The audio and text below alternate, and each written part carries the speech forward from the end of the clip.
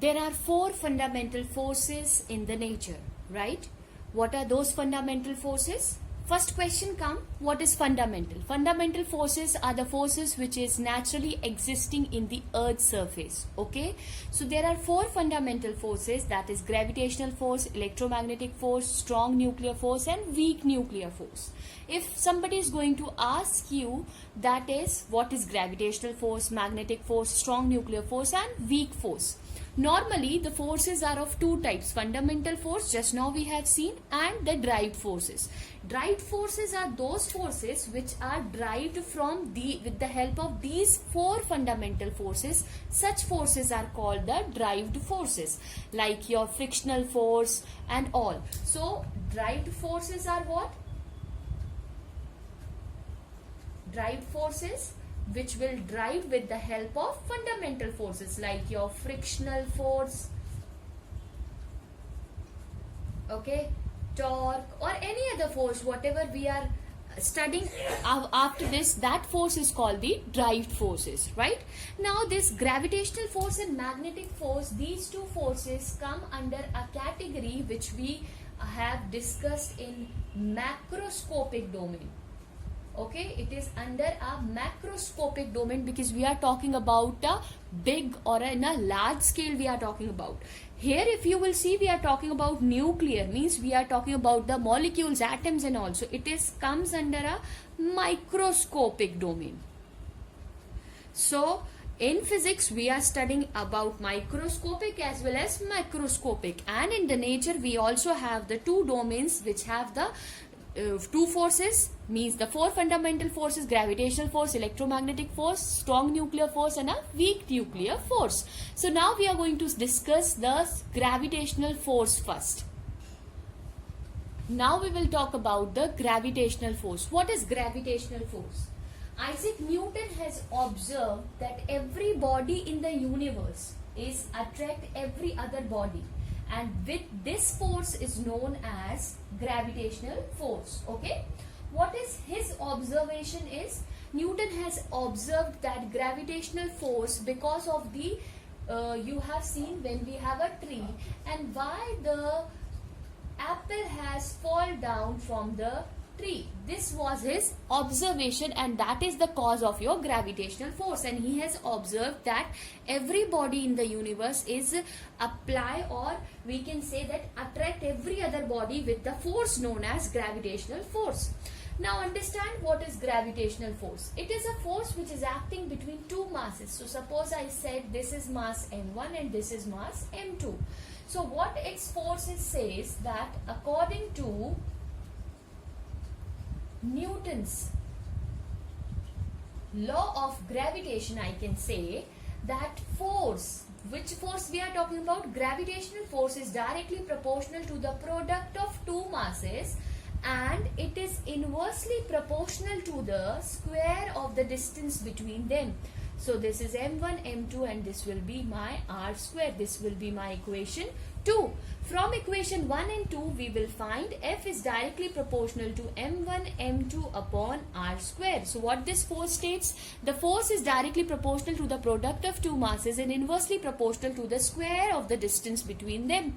When we will remove this proportionality sign, so one constant will come which we call the gravitational constant.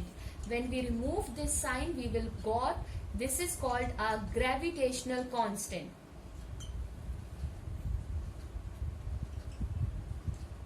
Okay, this value of G is fixed and that you have to keep it in mind for so long, that is G is equals to 6.67 into 10 to the power minus 11 Newton meter square per kg. Okay, this is the value of your gravitational constant.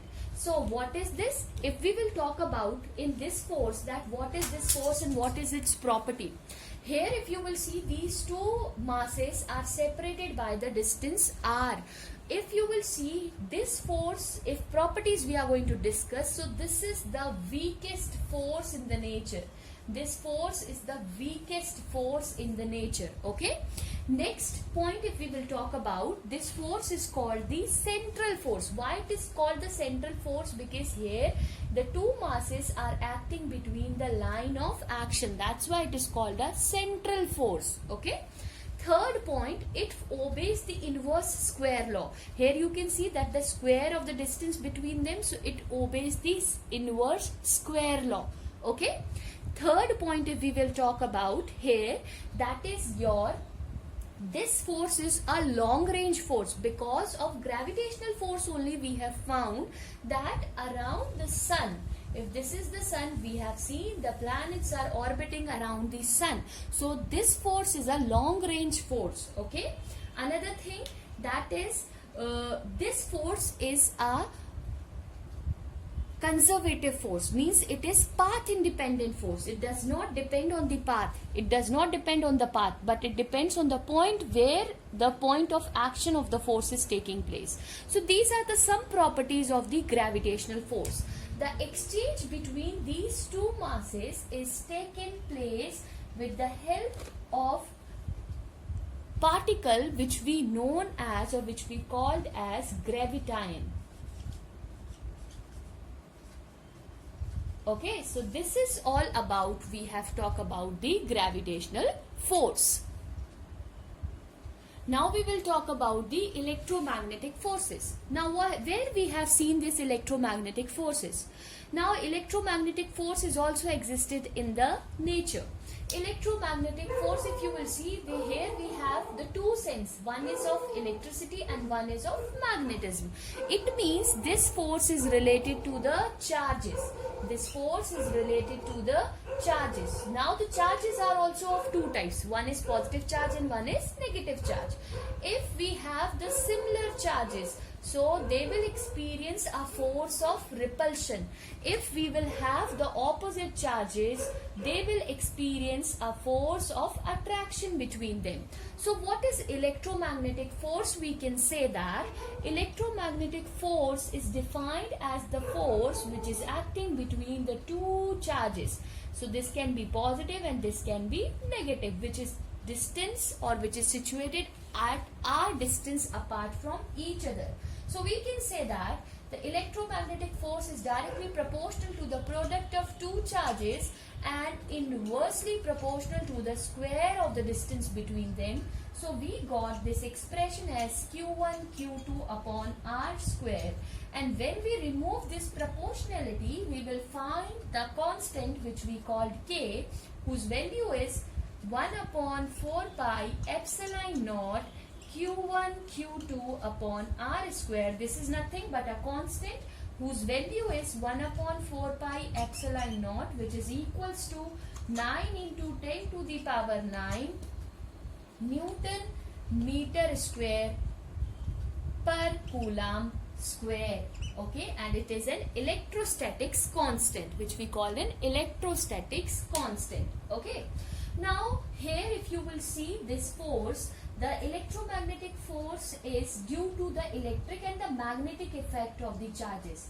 And we know that electricity and magnetism are inseparable part. Okay, so here in the atmosphere also you have seen we have a charges and we have it everything we have in this, because we know that in the universe we have those charges also, because everything is made up of matter and molecules and atom, right? So we have those charges there. Now which force is more dominant? If we talk about the gravitational force is dominant over all other forces. Why it is so? Because the gravitational force, if we see that it is the force which is acting on the masses, and masses are not positive or negative, it always be considered as a positive substance, right? And but in the case of charges we have positive and negative. So if we have the equal amount of positive charge and negative charge, that will cancel out each other, so that will nullify the effect of magnetic force. So only the dominant force exists in the universe, that is your gravitational force, because of its mass property. Okay, now we will discuss about electromagnetic force and its property. Now we will talk about the properties of it. Okay, first thing, the exchange between the two charged particles is taking place because of the particle called photon. Okay, now here we will talk about, as it is a charge, so it can be an attractive force or repulsive force. Okay, it's a long range force as a gravitational force. It can be acting at a long range. It is a central force. Why it is a central force? As we have already discussed and we have seen that it is a force which is acting at the exactly at the center point of the masses, we can say, or the charge, and it is the force which is acting at the line passing through its center. It obeys the inverse square law. Okay, it is 10 to the power 36 times stronger than gravitational force. Gravitational force is the weakest force, and after that we have 10 to the power 36 times stronger force, that is called electromagnetic force. But still the dominant force is your gravitational force. Why it is so, we have discussed. It is conservative force. It means it is path independent. It does not depend on the path of the force, but it only depends on the point where the force is acting. Okay, thank you.